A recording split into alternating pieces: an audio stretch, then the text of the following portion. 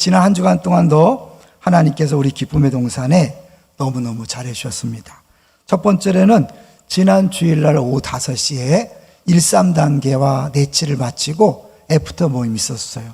한 분 한 분 간증을 들어보니까 이번에 큰 은혜가 있었구나라는 사실을 느낄 수 있었어요.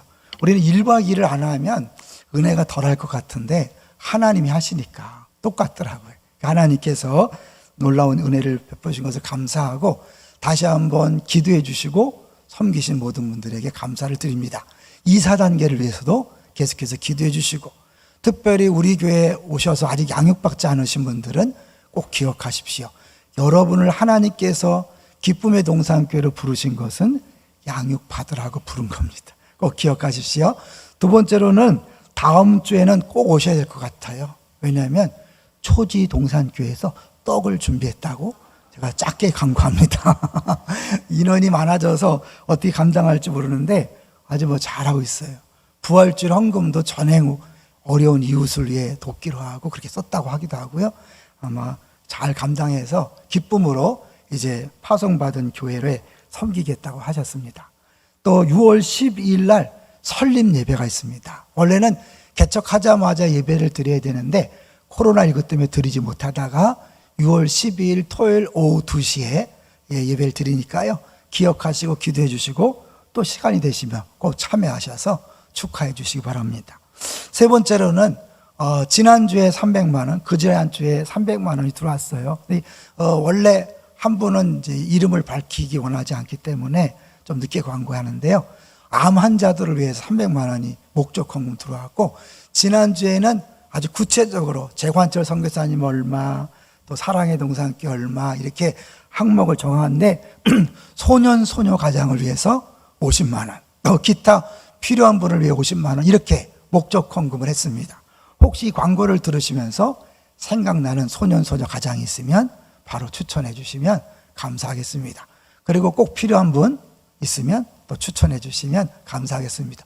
평상시에도 어려운 분들은 수시로 순장님에게 또 우리 장로님들에게 교육자에게 알려주시면 이런 목적 헌금이 들어올 때 바로바로 시행하도록 그렇게 하겠습니다. 여러분이 기도해 주셨기 때문에 누군가의 손을 통해서 이런 헌금이 들어오고 있다고 생각합니다. 계속해서 기도해 주십시오. 자, 이제 제목하고 대지를 보도록 하겠습니다. 제목은 자라나게 하신 하나님. 첫째 대지, 육신에 속한 자, 하나님의 동역자들입니다. 오늘 무슨 주일이죠? 어린이 주일입니다. 그래서 꽃꽂이도 이렇게 했는데요. 마침 어린이 주일에 꼭 맞는 본문을 주셨어요. 오늘 우리는 영적인 어린아이들에 대해서 살펴볼 것입니다. 제가 묻습니다. 여러분은 영적 아이입니까? 영적 어른입니까? 아이와 어른의 차이는 분명해요. 아이는 자기 중심적인 아이예요. 남 중심, 이웃 중심, 열방 중심이 영적 어른입니다. 당신은 영적 아비입니다라고 인사하는 이유는 이제 우리가 영적 아비답게 살자는 거죠. 자, 영적 아비의 특징은, 가장 큰 특징이 시기 질투가 없다는 거예요. 아버지는 자녀에게 절대 시기 질투하지 않습니다. 동의하시죠? 부부끼리는 시기 질투 할까 안 할까요? 제일 많이 하는 게 부부예요. 특히 남자가 많이 할까요? 여자가 많이 할까요? 남자가 많이 합니다. 그래서 조심하셔야 돼요. 왜냐하면 하나님께서 만들 때부터 남자는 자기 종족을 유지하고자 하는 욕구가 있고, 여자들은 더 나은 종족을 퍼뜨리고 싶은 욕구가 있기 때문에 남자들은 늘 불안해합니다. 왜냐하면 나의 아내가 더 나은 남자를 찾아갈까 봐. 근데 이게 바람기 문제가 아닌 거예요. 그냥 원래 그렇게 만들어졌기 때문에 남자들은 100% 다 불안해합니다. 그 남자들이 원하는 건 당신이 최고야. 이 칭찬을 듣기 원하는 거예요. 이 비밀을 오늘 알았으니까 그냥 무조건 당신 최고라고 이렇게 하지. 그래 남자들이 살아납니다. 비교하면 안 됩니다. 다른 남자와 비교하고 특별히 목사랑 비교하면 죽습니다. 알았죠? 그럼 설교가 안 들어와요. 절대 그러지 마세요. 어쨌든 이게 시기 질투 안 하는 사람은 영적 아비고 어른인데, 아이의 특징은 시기 질투를 끊임없이 한다는 거예요. 이 고린도 교회가 바울이 얘기할 때 너희들은 영적 아이다. 왜 그렇게 시기 질투하고 분쟁을 일으키냐? 그거는 영적 아이들이 하는 일이다. 그래서 이 시기 분쟁의 문제를 다루는데 오늘 설교의 핵심은 단순히 거기서 끝나지 않고 이제 하나님께서 우리 모두를 위로하고 힘을 주는 어마어마한 설교를 주님께서 준비케 하셨습니다. 저는 확신합니다. 오늘 설교를 끝까지 잘 들으신 분들은 분명히 눈에 보이는 열마나 결과로 인하여 흔들리지 않고 기쁨으로 즐거움으로 감사함으로 다시 신앙생활을 잘할 수 있을 것이라고 믿습니다. 어떻게 저렇게 자신만만하죠? 네, 하나님께서 너무 큰 은혜를 주셨기 때문에 그래요. 자, 이제 먼저요, 고린도서를 보기 때문에 고린도 교회에 대한 배경을 조금 아셔야 이들이 왜 이런 문제를 일으켰는지를 알 수 있습니다. 자, 첫 번째 고린도 지역을 한번 보겠습니다. 지도를 한번 보여주세요. 잘 보시면 이탈리아는 유럽이죠. 에베소는 아시아죠. 아시아부터 유럽을 오갈 때 반드시 거쳐야 될 곳이 저 고린도 그 양옆에 있는 항구예요. 그러니까 모든 이런 상선이나 모든 무역을 하는 사람들이 반드시 거쳐가는 곳이기 때문에 돈이 많죠. 사람들이 많이 모이죠. 그러다 보니까 그곳에서 졸부들도 많이 생기고 누가 더 사치스러운가, 누가 더 부유한가, 누가 더 똑똑한가, 이거 끊임없는 경쟁이 자연스럽게 형성이 됐어요. 일반 사람들이 그런데 그 문화가 그대로 교회에 돌아와서 교회에서도 서로 누가 크냐, 누가 잘났냐, 누가 똑똑하냐, 누가 훌륭하냐, 이 싸움을 한 거예요. 경쟁에는 반드시 비교가 되고 시기 질투가 오게 된 거죠. 두 번째, 그래서 고린도 교회의 특징을 잠깐 보면요, 이 코스모폴리탄이라 다양한 다양한 종교들이 모였습니다. 이 다양한 종교가 오는 게 어려운 게 뭐냐면요, 이 기독교 외에는 사실은 우리끼리 얘기지만 진짜가 아니잖아요. 진짜가 아니기 때문에 하나님을 만나는 기쁨이 없어요. 사실은 그 기쁨을 가짜로 만드는 게 뭐냐면 성적인 거예요. 그래서 100% 이방 종교에도 우상들은 성적인 것이 포함됩니다. 그래서 이 성전에 공적인 창기들이 늘 준비되어 있는데 한 시는 1000명이 있어요. 1000명. 1000명이 쫙 퍼져서 이 사실을 하는데 이게 무슨 그냥 일반 사창가의 그런 게 아니라 굉장히 고급스럽게 접근하기 때문에 남자들이 다 부러움의 대상인 거예요. 그 신전에 가서 성행위를 하고 제사 지내는 걸 좋아해요.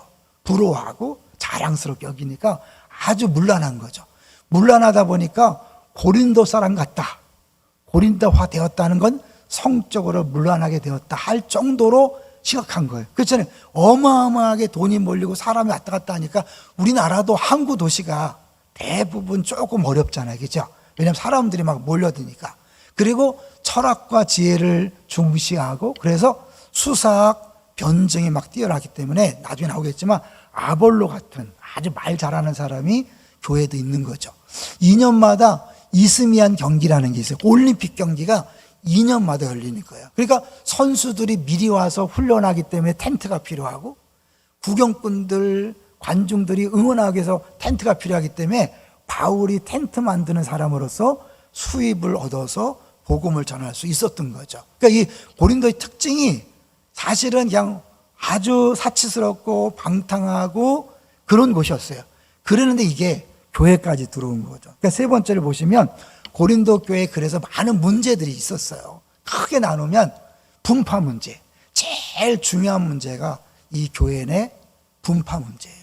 그냥 교회 자체가 하나 된 것을 힘써 지키는 것이 교회의 목적인데 그 안에 이게 해결되지 않은 분파 문제는 가장 시급하고 가장 문제가 되는 거죠. 왜냐하면 그리스도의 몸인데 이게 분열된다는 건 뭐예요? 그리스도의 몸이 깨진 거잖아요.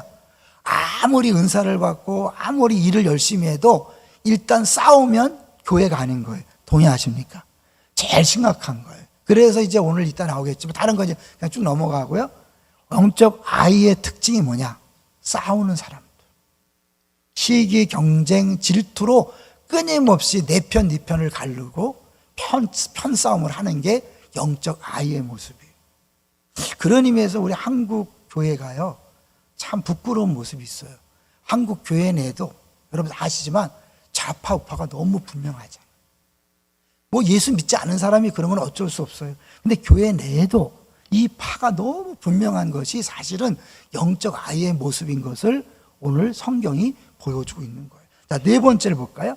네 번째, 이 바울파, 아볼로파가 등장하는데 도대체 왜 바울파, 아볼로파가 등장하냐? 이제 다른 건 여러분 나중에 한번 보기로 하고요. 맨 밑에 것만 같이 한번 읽어볼게요. 바울은 시작. 바울은 씨를 뿌려서 고린도 교회가 세워지는 역할을 했고 아볼로는 고린도 교회 교인들을 양육시키는 역할을 했다. 쉬운 얘기로 바울은 교회를 개척해서 1대 담임 목사였고 바울이 떠난 다음에 아볼로라는 말 잘하는 사람이 와서 2대 담임 목사가 된 거예요.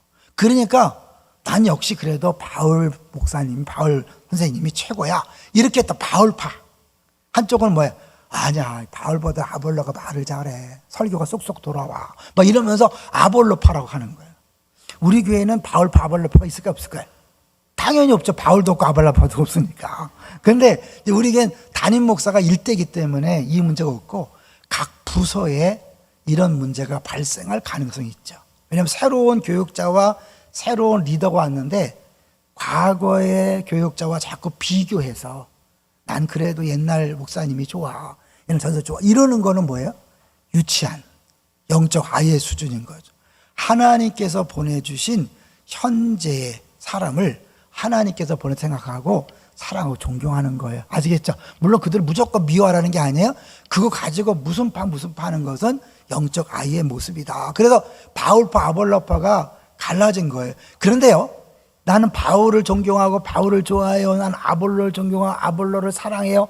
이게 바울과 아볼로를 높이는 것처럼 보이지만 깊게 들어가 보면 누구의 문제냐면 각자 자신의 열등감, 이것을 그런 식으로 표출하는 거예요. 죄송하지만 화려한 하지 마세요. 조심해 들으세요. 막 명품에 미치시고 이왕이면 큰 차, 이왕이면 멋있는 걸 추구하시는 이유가 뭐죠? 남들이 그걸 보면서 부러워하는 것을 즐기는 거죠.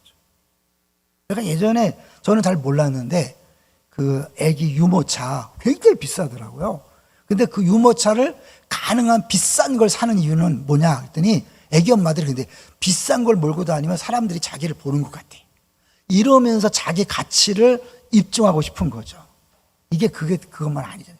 자동차 문제나 아파트 문제나 명품 백 문제나 우리 학교 아이가 인류 고등학교 대학교 가는 걸 원하는 게 뭐냐면 그걸 통해 내 가치를 높이고 싶은 거죠. 이해되시나요?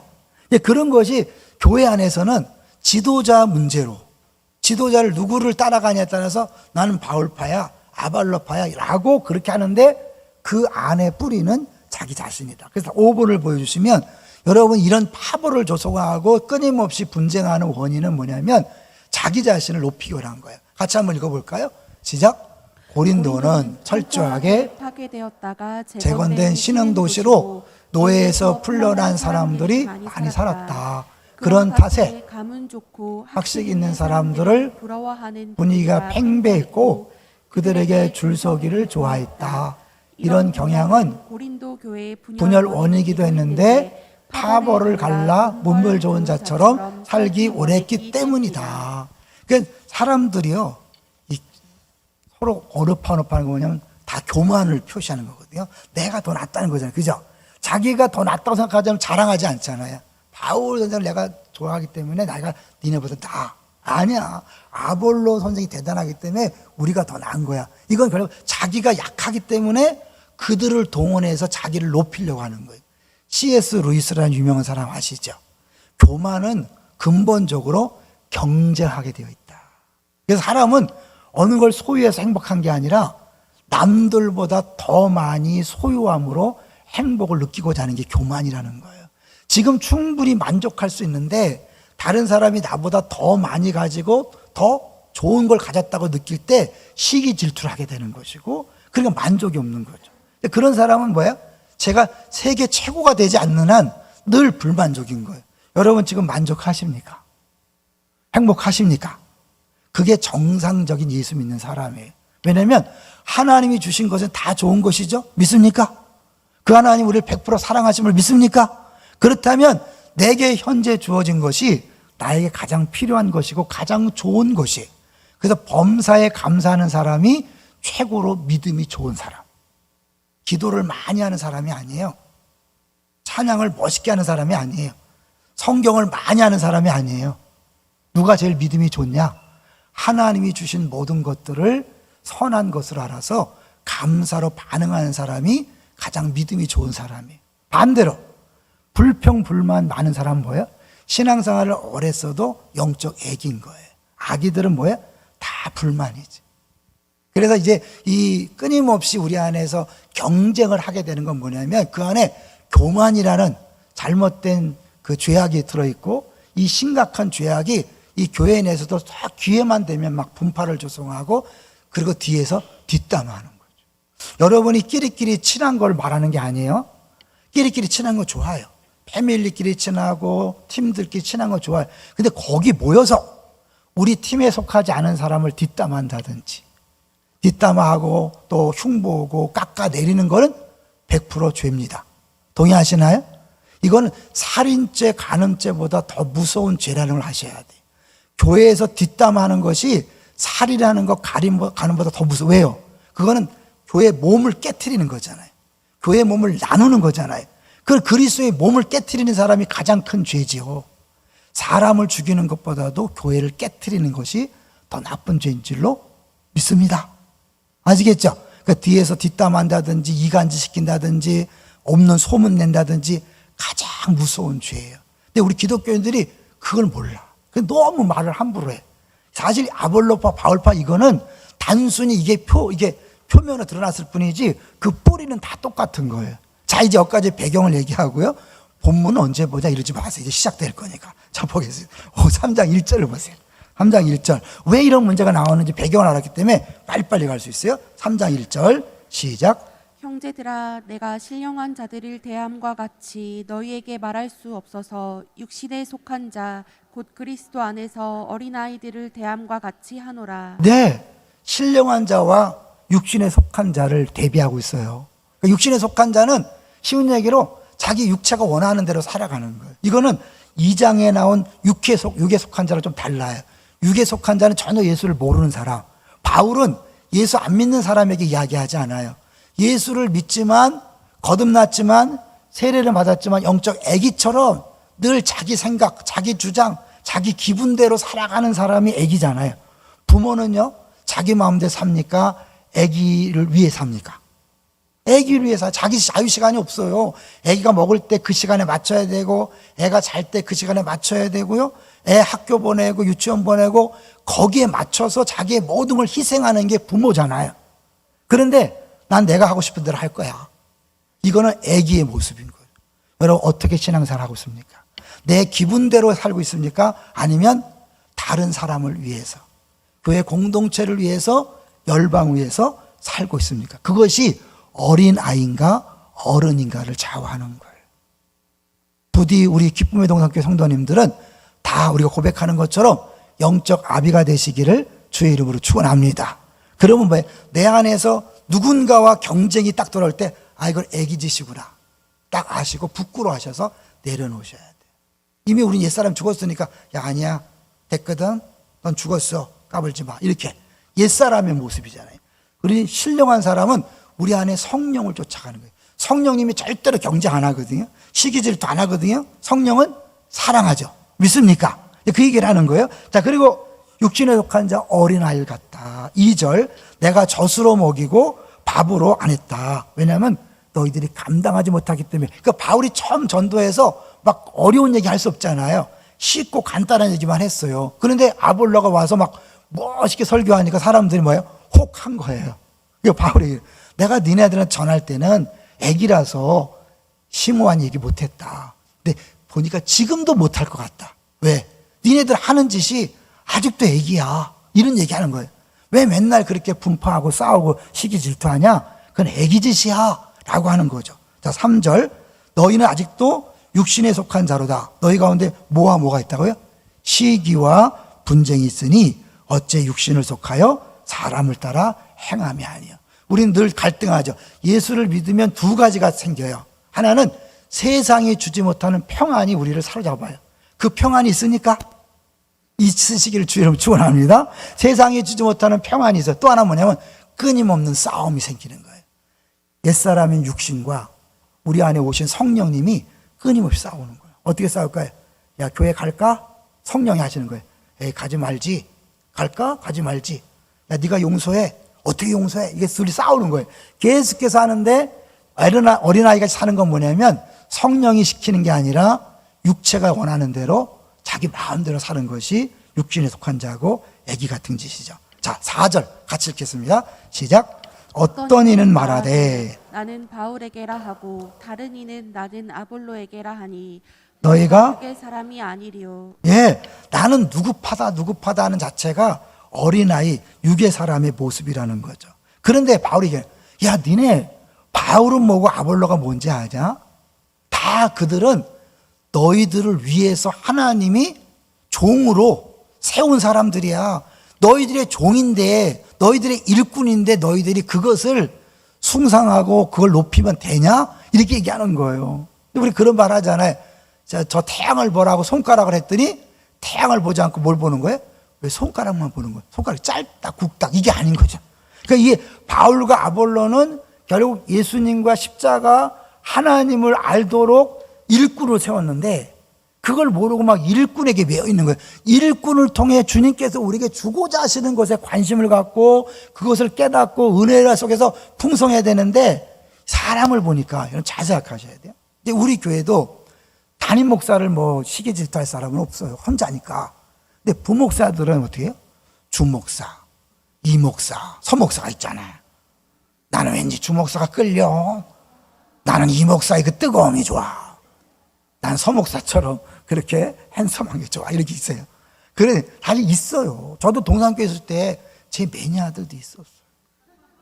김광철 매니아, 이규현 매니아 정말 있었어요. 근데 이게 우리는 좋을지 몰라도 성도들한테는 쥐약. 왜요? 내가 누구만 좋아하잖아요? 상대적으로 좋아하는 사람이 설교할 때는 허매라매. 모자라. 아니야. 그러면 나머지는 다 은혜 못 받는 거예요. 하나님이 다 나를 위해 줬는데 내가 누구만 유난히 좋아하잖아요? 다른 사람을 통해 오는 은혜를 내가 손해보는 거예요. 이해되시죠? 그러니까 하나님은 100을 줬는데 내가 10명 중에 1명만 좋아해서 10분의 9를 놓치는 사람이 있고 최소한 50%를 놓치면서 빈약한 신앙생활 하는 사람이 있다는 거예요. 다 이해되시죠? 그러니까 하나님이 바울이 얘기하는 거예요. 야, 바울도 아볼로도 아무것도 아니야. 진짜는 누구라고요? 진짜는 하나님이야. 잘하게 하시는 분이 하나님이야. 그 얘기를 하는 거예요. 자, 5절부터 그 얘기예요. 자, 5절 같이 읽습니다. 시작. 그런즉 아볼로는 무엇이며 그들은 주께서 각각 주신 대로 너희로 하여금 믿게 한 사역자들이니라. 하나님이 필요해서 세운 종들이란 말이에요. 이 사역자란 말이 뭐냐면 디아코노스라 그래서 그냥 말 그대로 뭐 종업원, 서빙하는 식당에서 뭘 드실래요? 짜장면, 짬뽕 시키면 심부름 하는 사람이 사역자들, 종들이 한 거예요. 어디는 섬기는 자들, 하인이라고 한 거죠. 근데 이거 이 하인들을 통해서 좋은 걸 누려야 되는데 좋은 걸 누린 게 아니라 하인님, 난 당신 팬입니다. 아니 지금 밥 먹으러 갔고 왜 종업원을 붙잡고 난리예요? 그런 거잖아요. 그런 거예요. 그러면서 이야기하기를 다 그들은 너의 거야. 우리가 읽지 않았지만요. 3장 21절로 가보세요. 3장 21절. 그런즉 3장 21절에 누구든지 사람을 자랑하지 말라. 만물이 다 너희 것이다. 너희 거라는 거예요. 너희 그걸 자랑하는 게 아니에요. 다 너희 건데 뭘 일부를 가지고 자랑하냐. 그러면서 22절에 바울이나 아볼로나 게바나 세게나 생명이나 사망이나 지금 것이나 장래 것이나 다 뭐예요? 너희 거라는 거예요. 그거 뭐 하나 가진 것 갖고 장난처럼 자랑하지 말라는 다 너희 거. 저도요. 김광희 목사도 누구 거예요? 여러분 거예요. 그렇다고 막 대놓고 김광희 너 알았어 내 거야 막 내 마음대로 한다 그게 아니라 저를 통해서 주고자 하시는 은혜를 마음껏 누리라는 거예요. 제가 높아지는 게 아니라 저를 통해서 여러분에게 주고자 하시는 은혜를 마음껏 누리는 거예요. 근데 이제 바보 같은 사람은 괜히 목사랑 경쟁 상대로 실컷 우리 아내가 좋아하는데 진짜 그렇게 못생긴 것 같고 막 이런 건 아니에요. 여러분 저랑 비교하면 안 돼요. 저랑 경쟁하면 안 돼요.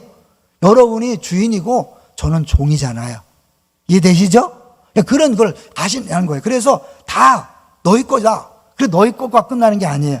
23절 보니까 너희는 그리스도 것이요 그리스도는 하나님 것이다. 우리 이런 존재예요. 세상에 무슨 뭐 요 작은 거 갖고 자랑하고 경쟁하는 상대가 아니라 하나님 거예요. 할렐루야. 좀 이렇게 시시하게 째째하게 놀지 마시고 크게 노세요. 교회에서 싸우는 사람이 제일 째째한 사람이에요. 걔 애기 같은 짓이에요. 이제 부끄러운 줄 아셔야 돼요. 교회에서 싸우고 시기 질투하고 경쟁하고 뒷담화하는 게 제일 애기 짓이에요. 남들이 그러면 어떻게 우리 철 좀 듭시다 이렇게 한마디 하세요. 막 싸우려고 그러면 이제 제발 좀 철 좀 듭시다. 우리 보는 눈이 있어요. 다음 세대 보는 눈이 있어요. 우리 옛날에 몰라서 그렇지만 이제 그러지 맙시다. 우리 기쁨의 동산께 벌써 16년 참사입니다. 16년 차. 그럼 옛날에 초대교회 때야 그냥 몰라서 그랬지만 이제는 어른 역할 좀 합시다. 이렇게 좀 서로 타일러 주세요. 자, 이제 그 다음에 뭐예요? 6절에 나는 심었고 바울은 심었고 아볼로는 물을 주었으되 오직 하나님께서 자라나게 하셨나니. 그러니까 하나님께서 바울을 통해서 심었잖아요. 처음 복음 전에서 교회를 세웠죠. 아볼로를 통해서 물을 주어서 자라나게 하신 거예요. 자, 여기서 이제 우리 농사 일에 대한 걸 한번 잠깐 정리해 봤어요. 우리 간사님이 잘했는데 누군가는 씨를 뿌려야 되죠. 그죠? 씨 뿌리는 사람이 있어요. 누군가는 물을 주어야 돼요. 누군가 웃거름을 줘야 되죠. 또 넘어가세요. 잡초를 제거해 주는 사람이 있고 병충해를 막기 위해 농약을 뿌리는 사람도 있고 수확하는 사람이 있어요. 제일 폼나는 사람은 누굴까요? 제일 기쁜 사람은 사실 수확하는 사람이죠. 근데 내가 잘해서 수확하는 게 아니라 하나님 누군가를 통해 씨 뿌리고 물 주고 농약 주고 잡초 제거해서 나 때 열매를 맺을 뿐인 거예요. 내가 잘나서 한 게 아니에요. 누가 했다고요? 하나님이 하셨다고 계속 강조하는 거예요. 바울이나 아볼로나 아무것도 아니고 우리는 그냥 시키는 대로 했을 뿐이고 역할을 했을 뿐이고 나머지는 다 하나님 하셨다. 제가 이 부분에서요 큰 은혜를 경험했어요. 그리고 그 다음을 보세요. 자, 18절 너무 중요해요. 8절 시작. 심는 이와 물 주는 이는 한 가지되 각각 자기의 일한 대로 자기의 상을 받으리라. 이 말씀을 묵상하다가 제가 참고하는 책에서 한 내용을 보고요 너무 감사했고 이 내용을 우리 성도들하고 꼭 나누고 싶고 전국 교회 목회자들하고 나누고 싶은 생각이 들었어요. 왜냐하면 우리는 알게 모르게 눈에 보이는 열매와 결과에 너무 영향을 받잖아요. 솔직히 얘기해보세요. 큰 교회 목사님하고 작은 교회 목사님을 둘이 갖다 놓으면 어떻게 생각해요? 이분은 어느 교회 목사님이다. 그래요. 이 교회는 저 목사님이다. 네. 솔직히 그러지 않아요. 교인들도 자기가 큰 교회 다니면 자기가 큰 것처럼 얘기하고 작은 교회 다니면 괜히 주눅 들고 이게 우리가 결과를 보고 판단하기 때문에 그런 거예요. 근데 그 결과는 누가 하신 거라고요? 하나님이 하신 거예요. 아무리 수천 명 모여도 그건 하나님이 하신 일이지 사람이 한 게 아니라는 걸 이야기하는 거예요. 자, 우리 구본을 한번 보여주세요. 각 일꾼은 생산 결과에 따라서가 아니라 자기의 일한 대로 삭슬 받는다. 잘 기억하고.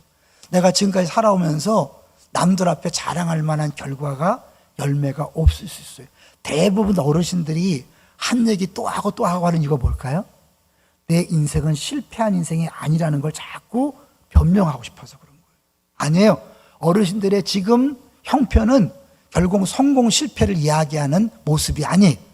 우리의 눈에 보이는 결과는 주님이 하시는 거예요. 자본주의 세계는 모든 것의 가치를 생산을 기초로 해서 판단한다. 어차피 자본주의이기 때문에 눈에 보이는 결과가 없으면 실패자로 보는 거죠. 이런 태도가 서구 사회에 깊이 배어 있다. 역사 전체에 걸쳐 수많은 신실한 종들이 열심히 일했으나 세상의 판단에 따르면 열매가 없는 것으로 보였다. 섬에서 아무리 수고했어 봐야 100명 넘을 수 없습니다. 어촌과 농촌에서 아무리 애써 봐야 사람이 되지 않아. 만약에 숫자로 본다면 그들은 100% 실패자예요. 한국의 미자리 교회가요 7, 80%예요. 그런데 그걸 결과로 보고 열매로 보고 그거를 판단하면 한국의 대부분 목사님들은 실패자예요. 그게 아니라는 거예요. 하나님은 그 농촌에, 어촌에, 섬에 반드시 그 교회가 필요했기 때문에 세웠고, 하나님이 목회자를 파송해서 사역하게 한 거죠. 우리도 그런 눈으로 보셔야 돼.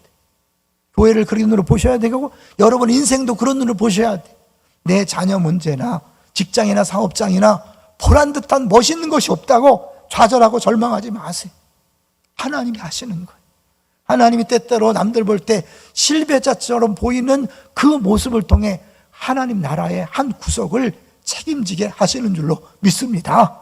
위로받으시고 힘을 내시기 바랍니다. 그래서 하지만 하나님은 다른 척도를 갖고 계시고, 삭선 생산이 아니라 이를 기초로 주어진다. 우리가 열매를 얼마나 맺었는 게 아니라 씨 뿌리는 역할을 얼마나 잘했는가, 물 주는 일을 얼마나 잘했는가, 그것만 보신다는 거예요. 여러분은 하나님께서 영원부터 영원까지 하나님 나라를 운행하시기 때문에 내가 맡은 역할이 늘 열매가 있는 게 아니에요. 10년 만에 열매를 거두게 하실 하나님의 계획이 있을 때 5년, 6년, 7년에는 아무리 수고해도 열매는 안 나타나요. 하나님은 열매가 아니라 그 5년 차에 수고한 것을 보시는 거예요. 6년 차에 수고한 걸 보시는 거예요. 7년 차에 수고한 것을 보시는 거예요. 할렐루야. 제가 이걸 깨달으면서 얼마나 행복했는지 몰라요. 우리 성도들한테 얼마나 위로가 될까. 왜냐하면 많은 분들이 젊어서 열심히 했고 늙어서도 열심히 했어요. 그런데 지금 남아있는 게 별로 없어요. 근데 남아있는 게 없는 게 아니에요. 하나님은 그걸 통해서 또 다른 무언가를 일하고 계시는 겁니다. 할렐루야.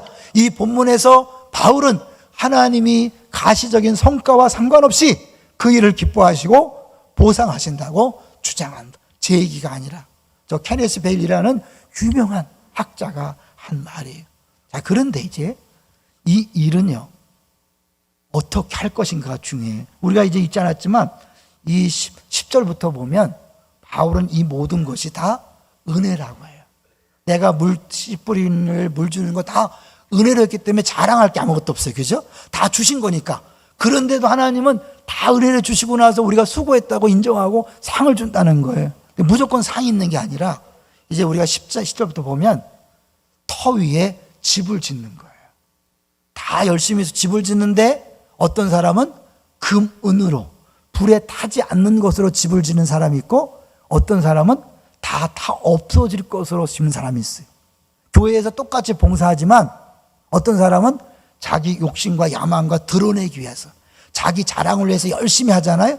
하나님 그건 아무것도 아니다. 불타 없어진다. 아무도 몰라주지만 뒤에서 남모르게 기도하고 정말 사랑으로 섬기면서 때로는 오해도 받으면서 묵묵히 자기 역할을 한 사람, 그 사람을 하나님은 기억하시고 그것이 진짜 상이라고 말씀하는 거예요. 남들이 알아주지 않는다고 여러분 실망하지 마십시오.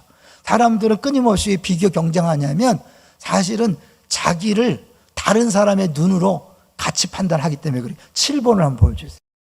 우리의 판단이 세 가지가 있죠. 하나는 주변 사람들이 어떻게 보는가 판단이 있고, 자기가 자기를 보는 판단이 있어요. 나는 못났어, 난 잘났어. 그래, 세 번째 뭐예요? 주님의 판단이 있어요. 남을 의식하다 보면 의식이 나오게 되고 거짓이 나오게 되고 욕심을 가지고 눈에 보이는 열마가 드러나도록 그렇게 할 수 있어요.